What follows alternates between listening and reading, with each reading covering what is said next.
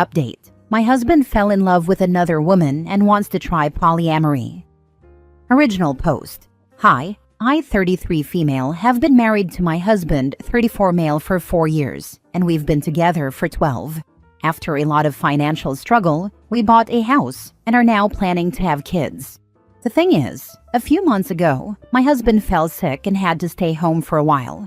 He decided to pick up an online game and started having weekly sessions with a group of players. Among them is a girl, 30s I think, and long story short, he fell in love with her. He broke down crying a month ago and admitted it. He told me it built up so gradually that he didn't understand how he felt until it was too late. They started texting privately after meeting and eventually had one-on-one calls together. Then, at some point, he said she told him she was in love with him, and he realized it was mutual. He said he told her it was impossible, but that he loved her too. They tried to be just friends, but they couldn't resist, and continued to show affection for each other. He showed me the texts, and also ventured into sexting. She asked if she could meet him face to face, but he refused. So he told me all of this, apologized over and over again, and told me he couldn't control himself. And while he loved us both, it was me he would choose no matter what. I was still very upset and slept at a friend's that night to gather my thoughts. I decided to forgive him because he clearly felt guilt and wanted to work it out. I told him that while I was deeply hurt, I still appreciated him coming forward and being honest about what happened. We got into long conversations about how we were feeling in our relationship. I accepted that he could love someone else, but said I didn't like how he handled it. He agreed. And then yesterday, he asked if I was comfortable opening up the marriage to polyamory. He said he still wanted to live with me and have kids, but couldn't erase or ignore the feelings he had for her. He says he wants to do it right and let us both see other people with clear boundaries and communication while still being present for one another. I'm gonna be honest, it made me very uncomfortable at first. I know more or less how it works, but I never really thought about getting into it myself. It never even crossed my mind before. I am trying to think it through, but it's a lot to take in. Sorry, my writing is probably messy, but it's kind of hard to focus. I guess it's too early to decide, and we have a lot more to discuss beforehand, but still. Could you guys give me your opinions on this? Now for the top advice before reading the updates. I'd be divorcing so fast. And not at all entertaining kids with this man. So he cheated and now wants to be able to keep cheating by calling it poly? Come on, do not have kids with this man for the love of God, and if you have any self-respect, you'll be serving him divorce papers soon as possible. Sorry, your husband is a cheating a-hole. This will break you emotionally. Let him go. Divorce for good. Marriage is based on monogamy. Call me traditional or whatever, but poly is just an easy way for cheaters to justify themselves. What if he meets the other girl and decides that he only wants to be with her? Now for the first update 2.5 weeks later. First off, sorry I didn't reply to all your comments. I am very thankful for them. They helped me realize hard but fair truths about the whole situation. I waited for a bit to think about it all and had multiple long discussions with my husband. I wanted to confront him before making a final decision. To answer some of your questions, the other girl wanted to meet him, but they never did. Partly because my husband refused, but honestly, mostly because she lives too far away. I still got checked for STDs though, and I'm clean. Yay. He has friends who are poly, and they were apparently the ones who suggested he go down the polyamory road. I stopped talking to them for now. I'll deal with the bigger problem first. I told him his actions hurt me deeply, and that while I appreciated him admitting his affair, it was still infidelity. I told him what you guys said, that turning it into polyamory was merely green-lighting the affair after the fact, that polyamory should be built on mutual trust and communication, which he already broke, that I didn't feel respected.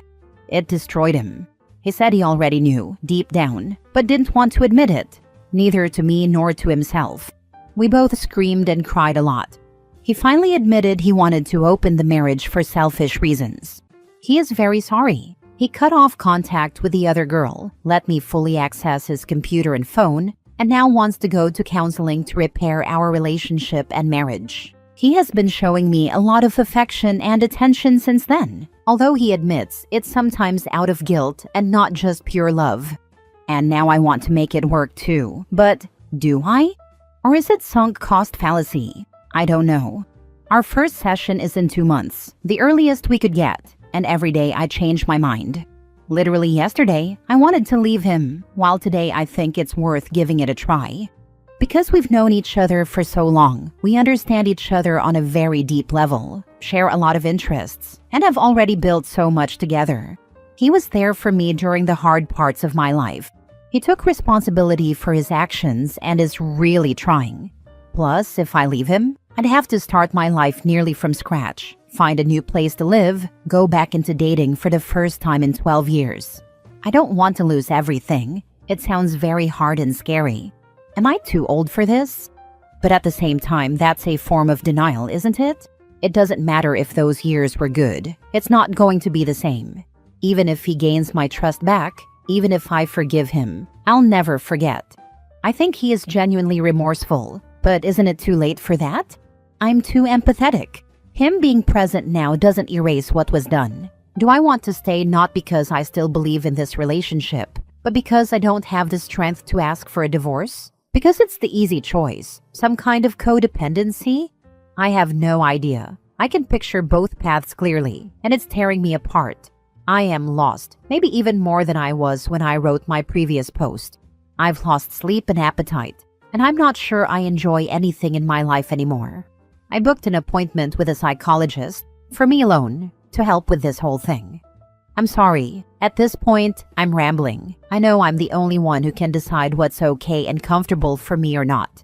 It's ultimately my choice, and my choice only.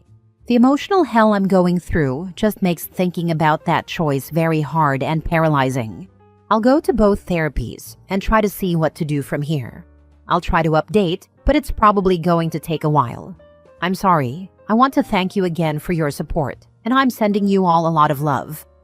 Edit. A couple of things I should have mentioned but didn't, because putting all of this into writing without omitting something is much harder than I thought. He cut off contact with her because once he told her he was married and wanted us both, she just ran away and broke up with him. There are times since then when my husband starts feeling sad or angry because of what's basically withdrawal, and for that, he's at least smart and sensible enough not to blame me. What kind of marriage did we have before this crisis? It will sound so naive. It's my first and only romantic relationship.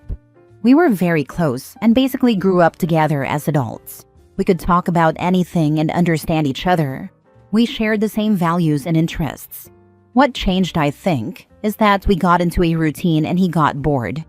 During our argument, he said he was addicted to the attention the girl was giving him, and that he felt I didn't show him I was in love with him enough anymore. I told him that even if that were true, he should have told me instead of having an affair. On one hand, I have my faults too, and I could accept this as one of them. On the other, I was taking care of him and the house while he was sick. I don't think he believes it. I don't think he means it. But it makes me wonder whether I was actually a good wife for him, even though I am not responsible for his actions. Thanks again for your support, y'all. It's a lot to process, but it helps me so much. If you choose to stay, don't be surprised if in a year you find him talking to someone again. Cheaters are sneaky. They'll show remorse and swear they've changed. Meanwhile, they're smirking inside because they've started a new affair and think they can get away with it this time. Thank you. It's obvious and well known. Once a cheater, always a cheater. But reading it helps me fight denial. I really need to break up with him. If not for myself, just to show him that actions have consequences. Speak to an attorney about a post-nup with an infidelity clause. If you stay, as this should protect you financially, should he cheat again. You both need counseling to deal with this betrayal. Update me. Second update 3 months later. I hope you're doing well. A lot of things happened since then. I'll quickly summarize. Feel free to check my profile if you want to know more. It was a very, very unpleasant ride. So, soon-to-be ex-husband had an emotional affair online and tried to make me green-light it by asking for an open marriage, where we'd be allowed to have side adventures. I refused, and his affair partner dumped him. He begged me to try to reconcile with him, to which I agreed while I was actually trying to prepare my exit. We both went to individual therapy. Still am. We separated temporarily 3 times, but every time I came back, it went terribly. He was desperate. He kept trying to cross my boundaries, love-bombing me, playing the victim, asking to touch me even though I had established I didn't want to, threatening to end himself if we were to divorce. I could go on and on.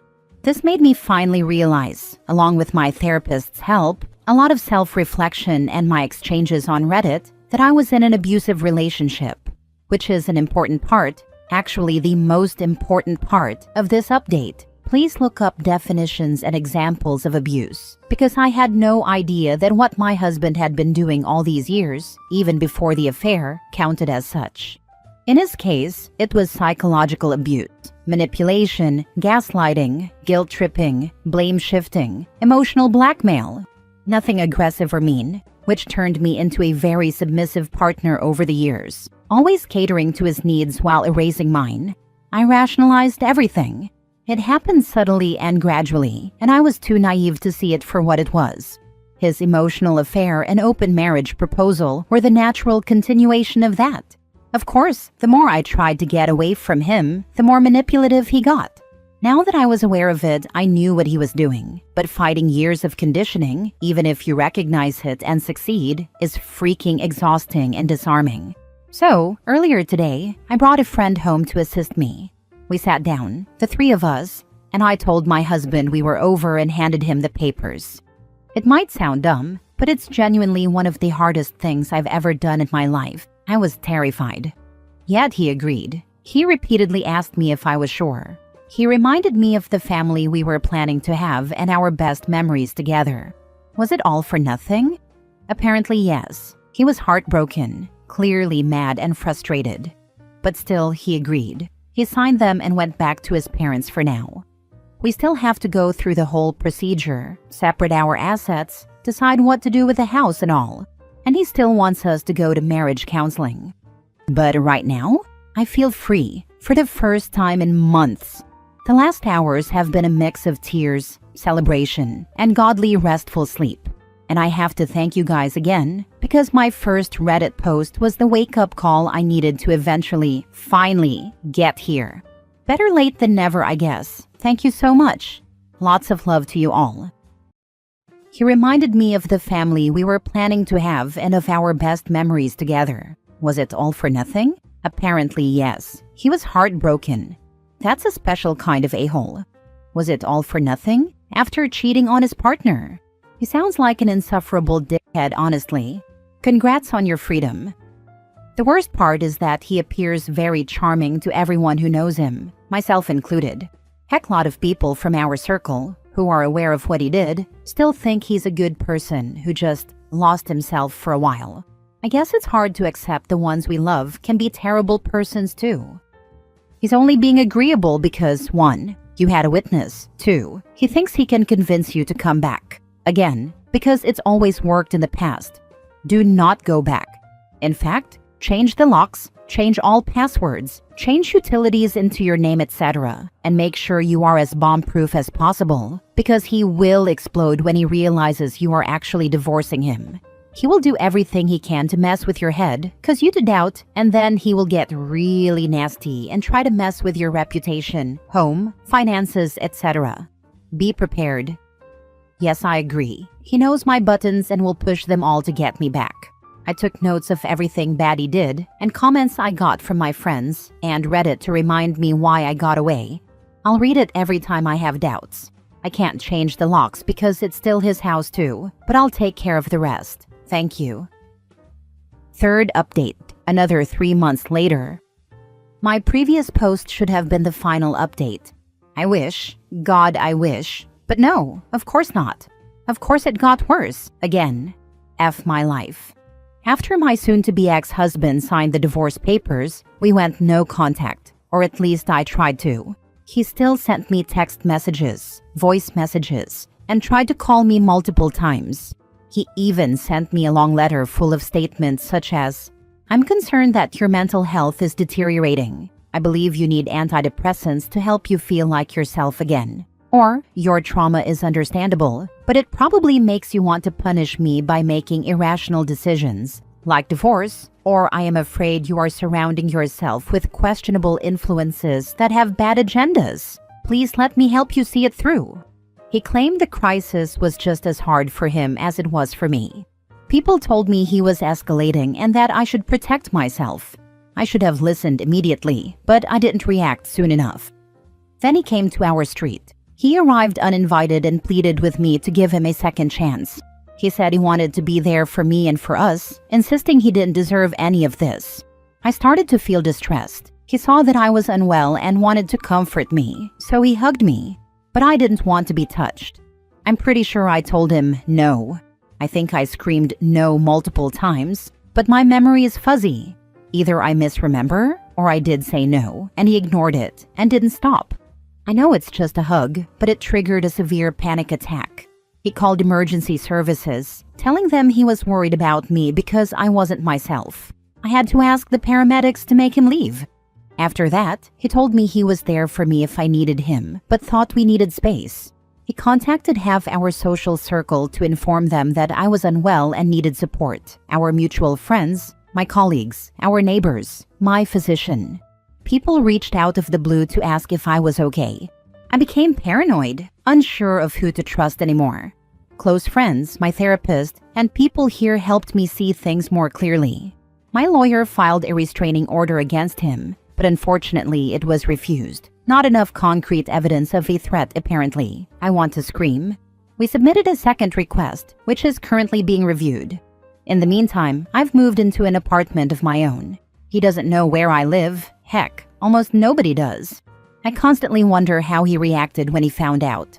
I'm still paying my half of the mortgage because nothing has been decided regarding our house yet. It's financially very hard for me, but I do feel safer. I am feeling much better, although I remain haunted by constant stress, sleep disorders, nightmares, nervous tics, random bursts of tears, and waves of anxiety. My physician prescribed me sedatives, and they do make it easier. I realize I'm isolating myself more and more. I try to fight it, but I'm really afraid that sensitive information could leak, even accidentally. I've started reaching out to my closest friends again, as much as I can.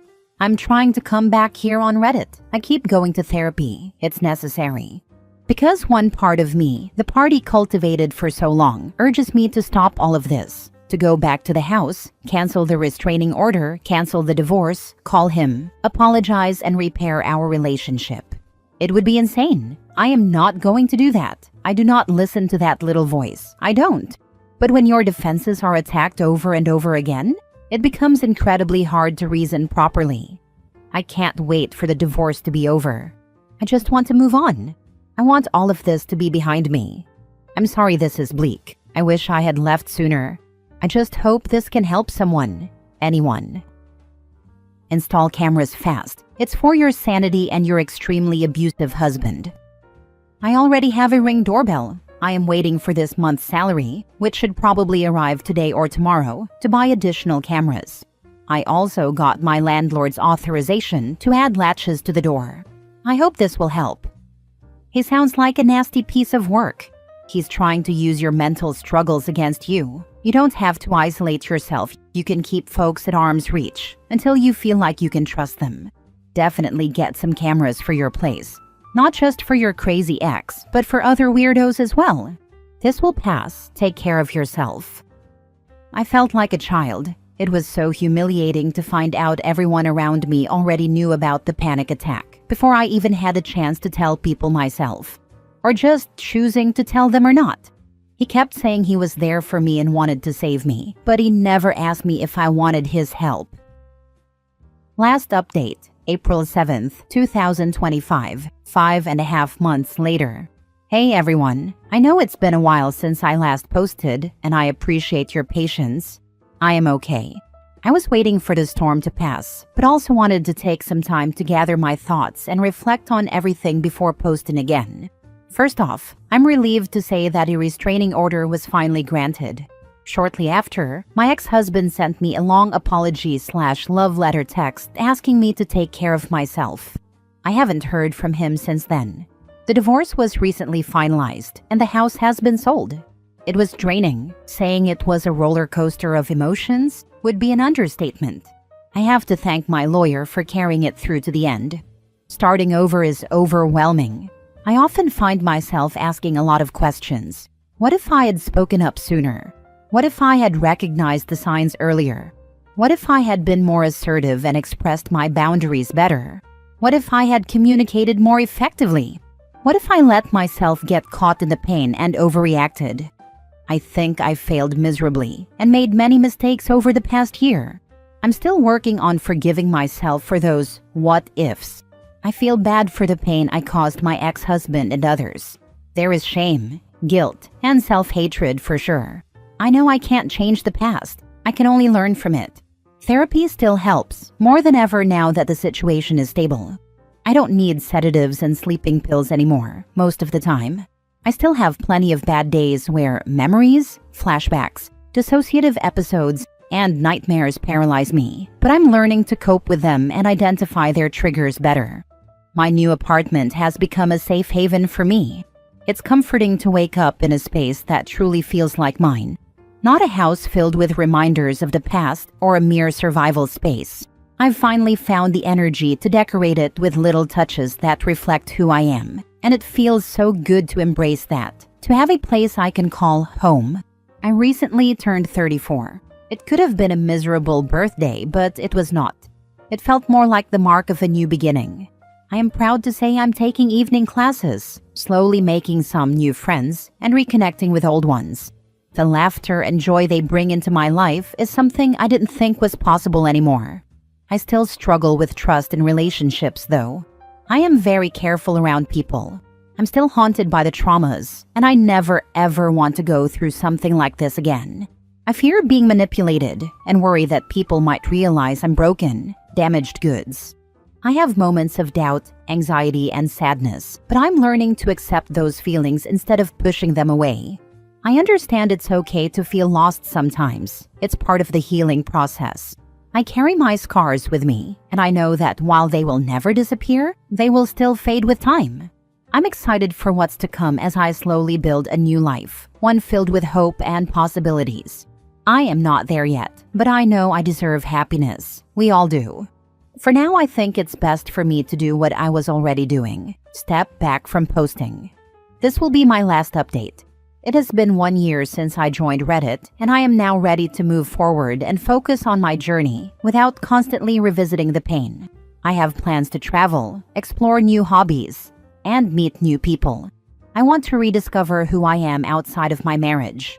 Thank you all for your incredible support throughout this. Your kind words and encouragement have meant the world to me. I hope this can help anyone else going through something similar. It's tough, it takes time, and there are going to be difficult days. Healing is not linear, but it will get better. Eventually, I'll be okay, and I hope you all will be too. Much love to you all. These kinds of abusers are always scarier, in my opinion, when I read about them. How they undermine people's perspectives and everyone around them. I'm glad OP is safe and doing better. When I accused my ex of being abusive after we had split up under very similar circumstances, he said, "How can I be abusive? I never hit you." It's genuinely so insane and distressing how many people tell themselves, it's not abuse as long as I don't physically hit them. Or even if they do hit them, it's not abuse because you deserved it, /wound me up / wouldn't listen, etc. Like there's just no stoppage of the constant denials so they don't have to own up to the absolute BOS human beings they are. It's too hard to actually acknowledge the truth, so they use the most BS excuses on the planet to mentally wiggle their way out of accountability.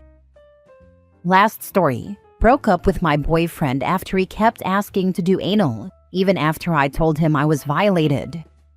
When I was younger, I was drugged by someone I trusted, and they assaulted me in a way that hurt so terribly. I never wanted to think about it again. My boyfriend asked me if we could try anal. I said no and wanted to shut down. He asked me if I'd done it before. I said yes. He said, "So you did it for someone else but not me?" I told him it wasn't like that it wasn't consensual, and that I didn't want to talk about it again. Ever. He said okay and promised not to bring it up again. A few days later, he brought it up again. He tried to sell it to me. I think I could make it feel good. It could help you move past it if we did it right. I froze. I couldn't breathe. I told him, I told you, don't ask me about this again. I will never want it. I'm not going to change my mind. And he apologized and said he wouldn't ask again. A couple of weeks later, he proposed it again while we were showering after being intimate. So I broke up with him. He apologized again and said we don't have to end it over this, and that we don't have to throw away everything we've built. But I told him that we're done. One of my friends said he was just being naive and that I didn't need to break up with him over this, that we could work through it. My ex promised never to bring it up again, but I was done. It's one thing for someone to forget, but he didn't forget. I don't know if anyone else caught the attempted manipulation from the gate too. You'll do it with some other guy, but not me. Big honkin' red flag. That, and he's already showing her he won't respect a no. So if she did want to try it for some emotional blackmail reason, there's no guarantee he'd make the experience less traumatizing for her, when he could have his own sick pleasure instead. If he can't take a no when his junk isn't even inside her yet, will he accept it when it is? This is what they mean when they say rape mindset. That first no should have been it.